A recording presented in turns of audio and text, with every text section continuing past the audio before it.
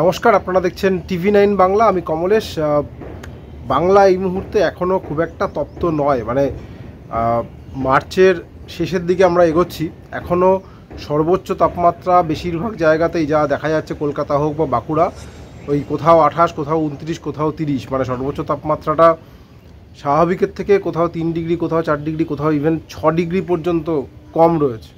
এবং সর্বনিম্ন তাপমাত্রাও যদি দেখা যায়, সর্বনিম্ন তাপমাত্রাও মোটামুটি 20 থেকে 22 ডিগ্রির আশপাশে রয়েছে। সেটাও সব স্বাভাবিকের থেকে 2 ডিগ্রি 1 ডিগ্রি কম, মানে যতটা গরম এই মুহূর্তে থাকার কথা সেই গরমটা নেই। অবশ্যই এর পেছনে আমরা যে বারবার নানা ধরনের নিম্নচাপ অক্ষরেখা, ঘূর্ণাবর্ত এবং সবথেকে উপরে হচ্ছে পশ্চিমী ঝঞ্ঝা। এত পশ্চিমী ঝঞ্ঝা আসছে এখনও, মানে বস্তুত ফেব্রুয়ারির শেষের দিকে এর থেকে বেশি গরম সাময়িকভাবে হলেও এর থেকে বেশি গরম পড়ে গিয়েছিল। যাই হোক, আবহাওয়াবিদরা যেটা বলছেন যে আগামী কয়েকদিনের তাপমাত্রা আস্তে আস্তে বাড়বে। খুব তাড়াতাড়ি বাড়ার পূর্বাভাস নেই, কিন্তু আস্তে আস্তে তাপমাত্রা বাড়বে। সর্বোচ্চ তাপমাত্রা মোটামুটি 31 ডিগ্রি 32 ডিগ্রি, যে পশ্চিমের দিকে 34 ডিগ্রি 35 ডিগ্রিতে পৌঁছে যেতে পারে।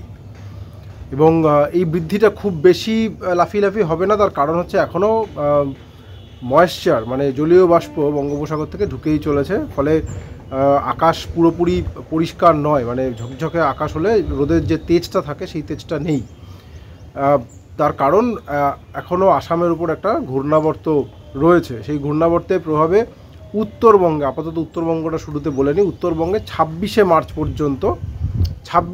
পর্যন্ত হলুদ সতর্কতা রয়েছে। উত্তরের প্রায় সব জেলাতেই হালকা থেকে মাঝারি বৃষ্টি হতে পারে এবং এই বৃষ্টির সময় কোথাও কোথাও দমকা বাতাস, ঘন্টায় 30 থেকে 40 কিলোমিটার বেগে দমকা বাতাস বইতে পারে এবং বজ্রপাত হওয়ার আশঙ্কা রয়েছে। উত্তরবঙ্গের সব জেলায়, প্রায় সব জেলাতেই 26শে মার্চ পর্যন্ত হলুদ সতর্কতা, ঝড় বৃষ্টির সতর্কতা।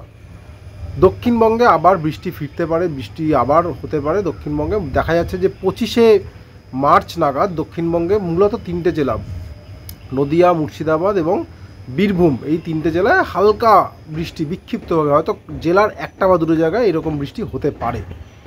26শে মার্চ দক্ষিণবঙ্গের সব জেলাতেই হালকা থেকে মাঝারি বৃষ্টি, কোনো জেলায় হালকা, কোনো জেলায় মাঝারি বৃষ্টির একটা সতর্কতা। এবং এই বৃষ্টির সময়ও আবার বজ্রপাত হওয়ার একটা আশঙ্কা থাকছে। অর্থাৎ বৃষ্টি একেবারে পিছু ছেড়ে যাচ্ছে না। এর সবচেয়ে বড় কারণ আবহাওয়াবিদরা যেটা বলছেন সেটা হচ্ছে শক্তিশালী পশ্চিমী ঝঞ্ঝা। আজ কাশ্মীর সহ উত্তর পশ্চিম ভারতে একটা নতুন পশ্চিমী ঝঞ্ঝা তার প্রভাব পড়তে শুরু করে দিয়েছে, একটা শক্তিশালী ঝঞ্ঝা। এবং 26শে মার্চ আরও একটা পশ্চিমী ঝঞ্ঝা আসছে।